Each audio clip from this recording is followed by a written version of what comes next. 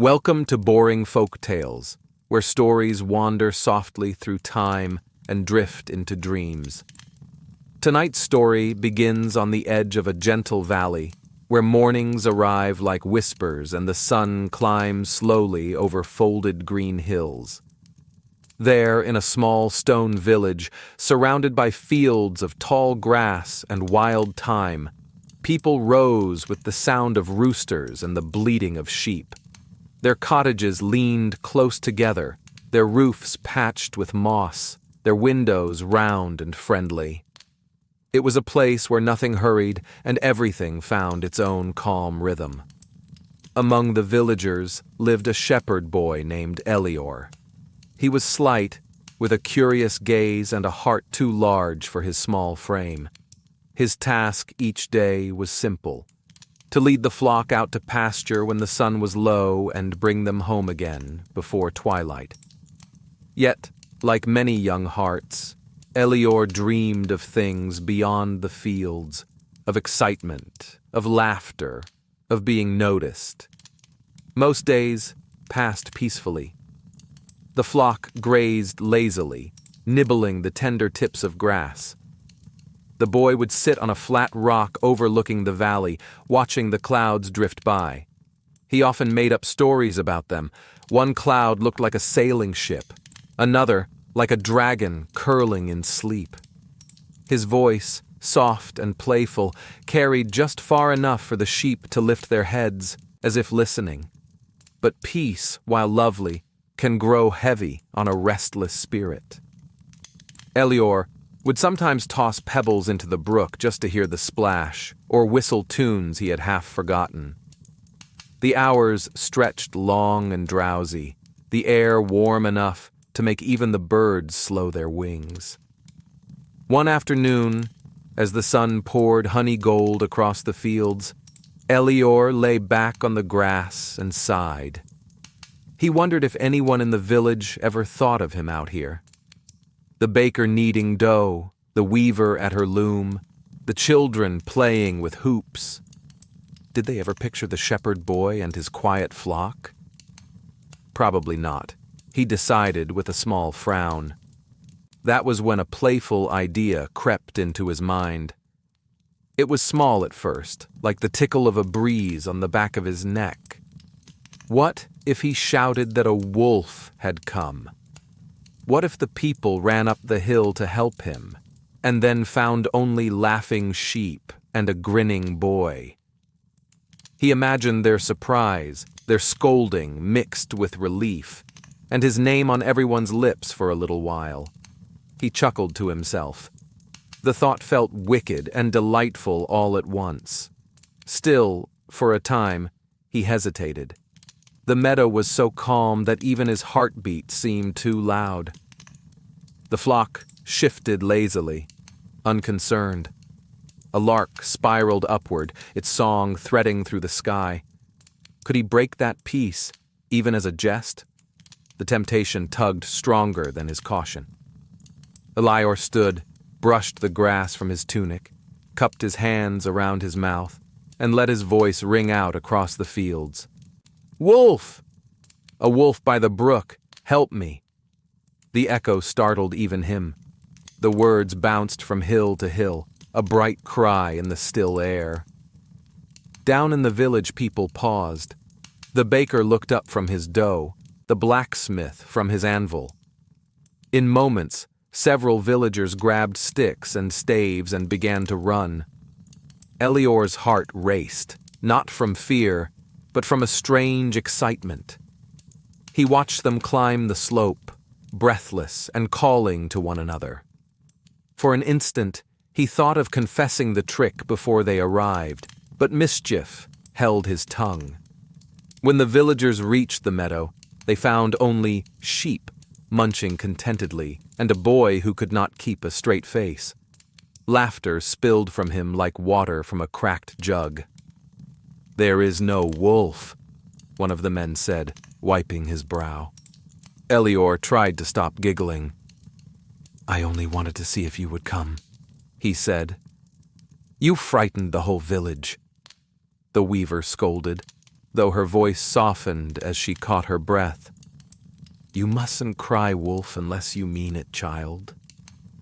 They returned down the hill, shaking their heads, and soon the valley was quiet again. Elior sat back on his rock, watching their small figures disappear into the rooftops below. For a while he felt proud of his prank, imagining how the story would travel from one doorway to another. But when evening came, and the sun sank behind the hills, the laughter faded.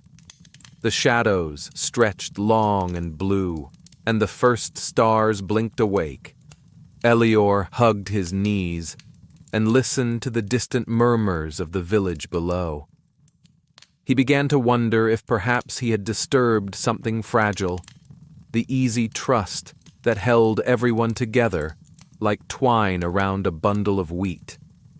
The sheep moved closer to him as the night wind rose. Their bells chimed softly, silver against the dark. The boy whispered, "It was only a game." Yet even he could hear how small his voice sounded against the sighing grass. And so the first day ended, calm once more. But the seed of his mischief had already rooted itself in the quiet soil of his thoughts, waiting for another chance to grow. Days drifted by like feathers on the wind. The valley woke and slept in its familiar rhythm, sunrise gilding the dew, sunset folding the light away again. The laughter that had once followed Elior through the village faded to quiet smiles, then to silence.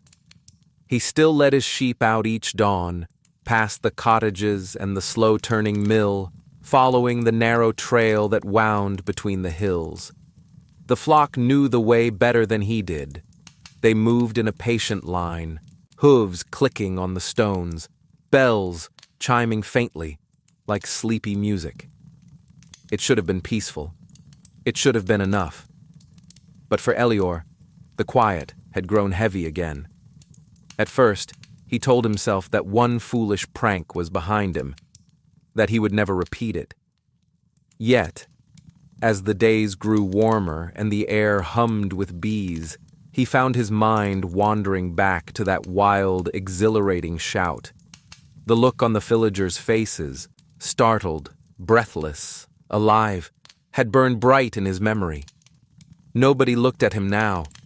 When he returned at dusk, they simply nodded, kind but distracted. They had chores to do, bread to bake, fences to mend. Life went on, and Elior slipped back into the background. He tried to fill the silence by talking to his flock. "Do you ever wish something interesting would happen?" he asked a spotted ewe one afternoon. The sheep blinked at him, chewing slowly. Elior smiled. "I'll take that as a yes." The hills lay drowsy around him, the air thick with the scent of clover. He lay back in the grass, tracing shapes in the drifting clouds. His eyelids grew heavy. In that warm stillness, an old feeling stirred again, the restlessness of being unseen. He sat up suddenly, heart fluttering. Maybe, just once more. He stood, listening to the valley. The wind sighed through the tall grass, and somewhere far off a wood dove cooed. The world seemed to wait. Elior cupped his hands to his mouth again and called, his voice carrying bright and clear through the air. "Wolf! Wolf by the meadow! Help me, quickly!" At first, only silence answered him. Then came the faint clatter of footsteps, hurried voices rising from below.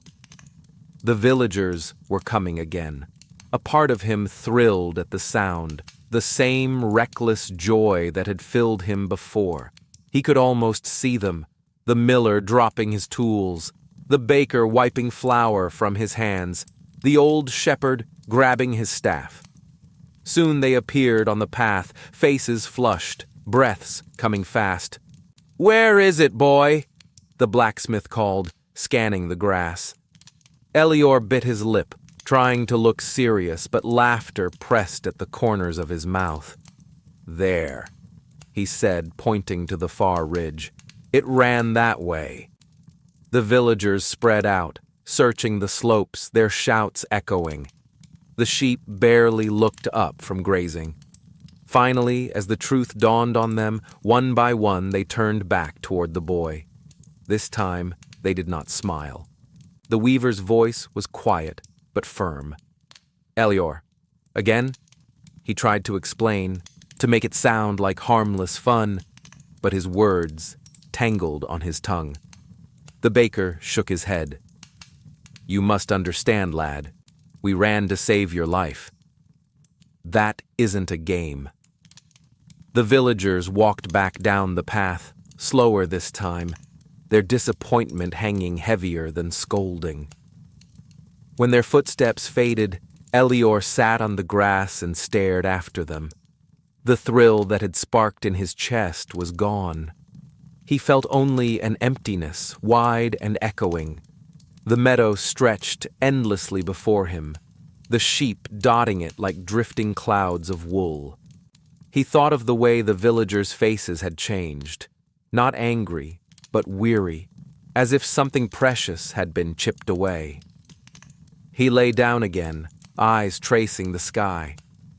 The lark's song circled overhead, bright and unbothered. For the first time, it didn't comfort him. When evening came, the air turned cool and blue. The boy gathered his flock, driving them slowly down the path. The sound of their bells mingled with the faint murmur of crickets waking in the hedges. As he neared the village, he saw lamps flickering to life in the windows, golden dots glowing through the dusk. He thought of knocking on one of those doors, of apologizing, but his courage failed. So he walked home in silence, his own footsteps small and lonely on the stone road. That night, lying awake in his little loft, he heard the faraway call of an owl and the steady hush of wind against the eaves. He turned on his side and whispered to himself, "No more." Yet the words felt fragile, as if they might crumble with the dawn. The next morning dawned quiet and gray. Clouds hung low over the hills, their bellies brushed with mist. The air smelled faintly of rain and damp earth. Elior led the sheep out as always, though his steps were slower now. The meadow seemed changed, softer, somehow heavier. The laughter that had once warmed the space between the hills had vanished. Even the wind moved more carefully, as if wary of stirring an old wound. The sheep wandered lazily, nibbling the wet grass. Elior found his usual rock and sat in silence. His reflection shimmered faintly in a puddle near his feet. He looked older there, as though the weight of his own choices had stretched his shadow long. All day he thought about the villagers, about their faces the second time they had climbed the hill. There had been something in their eyes, not anger, but disappointment, that reached deeper. It had felt worse than any scolding. He plucked a long blade of grass and twisted it between his fingers.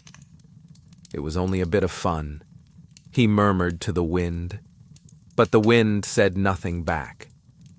As the morning crept toward noon, the sun fought its way through the clouds. Shafts of light spilled across the valley, bright and gold, waking the colors of the world again. Elior stood and stretched, feeling the warmth touch his face. Then, from the edge of the forest, came a sound, faint, almost delicate at first, a crackle of underbrush. The rhythm of footsteps that were too soft to belong to a man.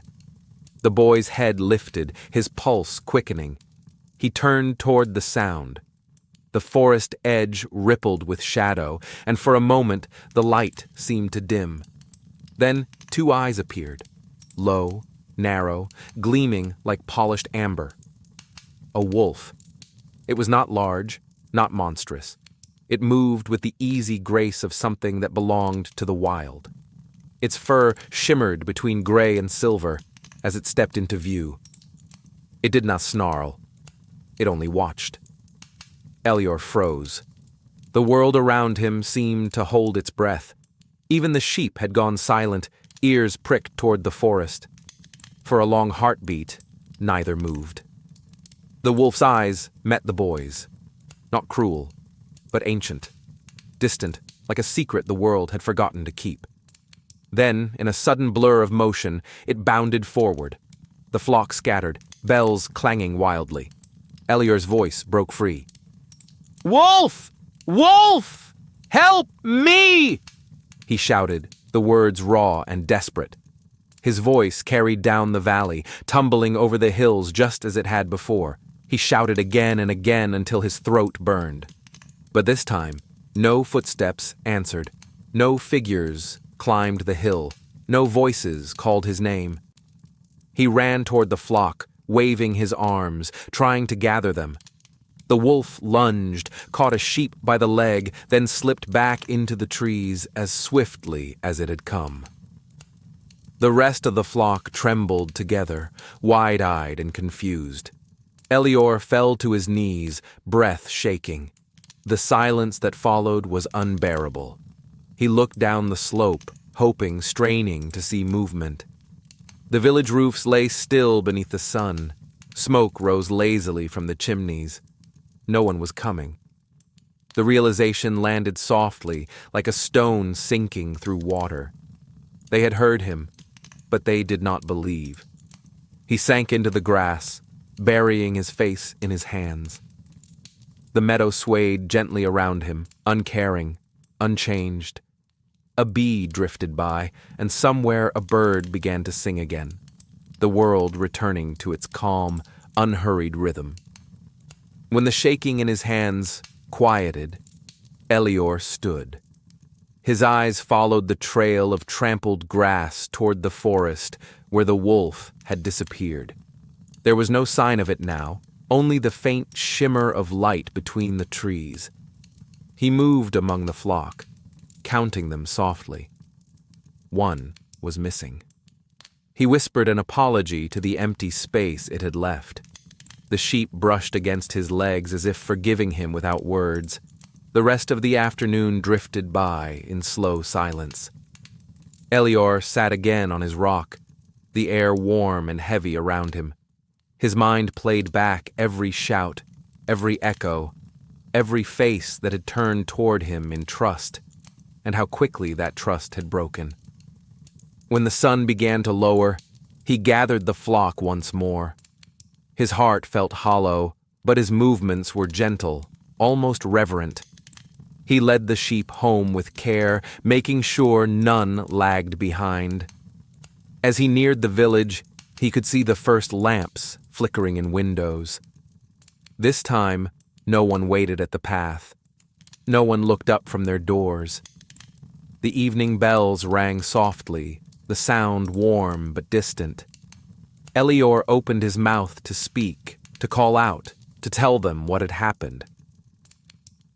But the words caught in his throat. He turned instead toward the meadow once more, where twilight gathered like a slow tide. He sat in the cool grass and watched the stars begin to bloom. For the first time, he did not wish for excitement or laughter or notice. He wished only for the peace of forgiveness, the kind that moves quietly, like wind through tall reeds. That night, the stars hung low over the valley, quiet lanterns in an ocean of sky. The world seemed to breathe more slowly. The air was cool and still. The distant hum of insects wove a soft lullaby through the meadow, and the faint murmur of the stream carried its gentle rhythm toward the sleeping village. Elior lay in the grass with his hands folded beneath his head, eyes open to the heavens. He could hear the sheep breathing nearby, steady and calm. Their trust had not left him. That simple thought, that something in the world still believed in him, felt like a small light flickering in the dark. He whispered into the night, "I was foolish." His voice trembled slightly, but there was no bitterness left in it, only quiet truth.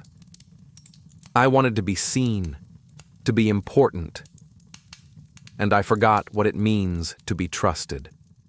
The stars said nothing, but they seemed to shimmer a little brighter, as if listening. For a long time he lay there and watched the constellations drift across the sky. Each one had a story, old, patient, and endless. And beneath them, the earth moved gently, holding all its little lives in stillness and care. The next morning came pale and gentle. The horizon glowed with a soft band of rose and gold. Elior rose early, gathering his cloak around him, and made his way to the village square. The cobblestones were damp with dew. The air smelled faintly of bread and wood smoke. He paused outside the baker's door. Through the open window drifted the sound of laughter, warm, ordinary, human. It was a sound he hadn't heard directed toward him in many days. He stepped inside. The baker, an older man with kind eyes and hands dusted with flour, looked up in surprise. "Elior," he said softly, "you're early." The boy hesitated, then bowed his head. "I came to say I'm sorry." The words came slowly, but once they were spoken, they seemed to fill the room. The baker studied him for a long moment, then nodded. "Sit," he said, motioning to a stool by the hearth. "Bread's better shared." Elior sat, and for a while they said nothing.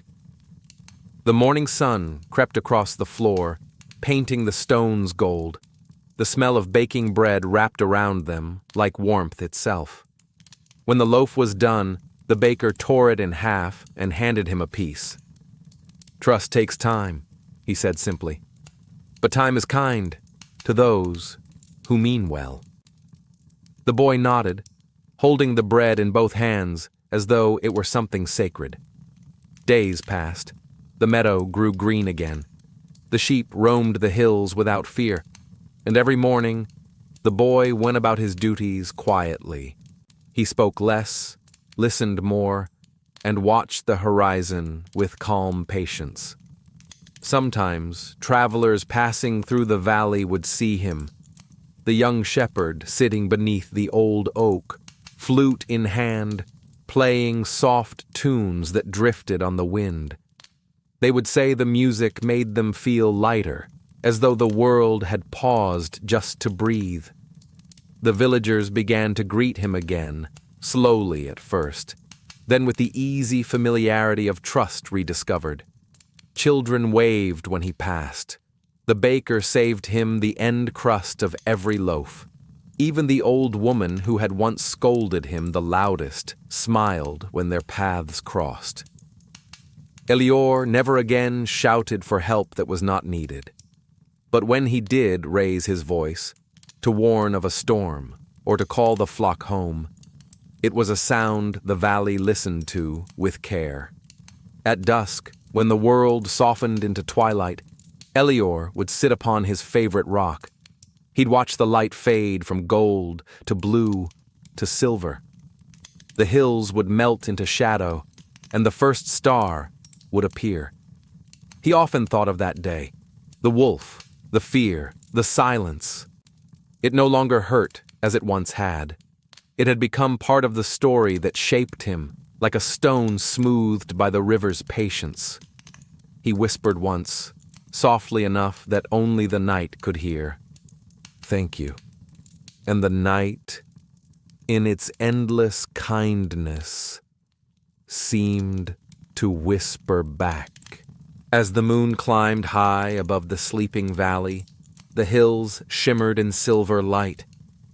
The world seemed wrapped in a hush, a stillness so complete that even the whisper of grass could be heard. The sheep lay nestled together, soft white shapes in the shadowed meadow, their breathing slow and deep. Elior sat beneath the old oak tree where it all began. The trunk was rough against his back, yet somehow comforting, like the steady heartbeat of the earth itself. He tilted his head to the stars, and for a long time, he simply watched. No words, no noise, only the night. A faint breeze stirred the tall grass, carrying the clean scent of the mountain air. Somewhere far away, an owl called once. Then again, before settling into silence, the distant murmur of a stream drifted up from the valley, constant, soft, timeless. The boy smiled faintly. He thought of how much had changed, and how much had stayed the same. He still rose before the sun, still led the flock to graze, still watched the sky for signs of weather. But inside him, there was a steadiness now, a peace that came not from being believed, but from becoming someone worth believing. He plucked a blade of grass and rolled it between his fingers. In the silver light, it glowed faintly green. He whispered, so softly it barely rose above the wind. It's enough. He leaned back, eyes growing heavy. The stars seemed closer now, like lanterns hung just above his dreams. He could almost feel their glow on his face. The sound of the ocean might have been imagination, or perhaps memory, but it drifted through his thoughts like a familiar lullaby. Waves, slow and rhythmic, meeting the shore again and again, as though time itself were breathing beside him. The breeze thickened with the scent of salt and grass. The line between meadow and sea blurred, and everything became one. The night, the wind, the stars, the hush of waves. And as he drifted between waking and sleep, the world whispered one last time, not in words, but in feeling. A quiet, infinite kind of peace. The sheep slept. The hills dreamed. The wind carried it all away. And so, dear dreamer, may you rest like the shepherd, with the stars above and the calm within. May your thoughts quiet as the waves, and your heart find its stillness in the gentle rhythm of the night. Sleep well, and remember, even in the simplest stories, there are lessons soft enough to live in our dreams.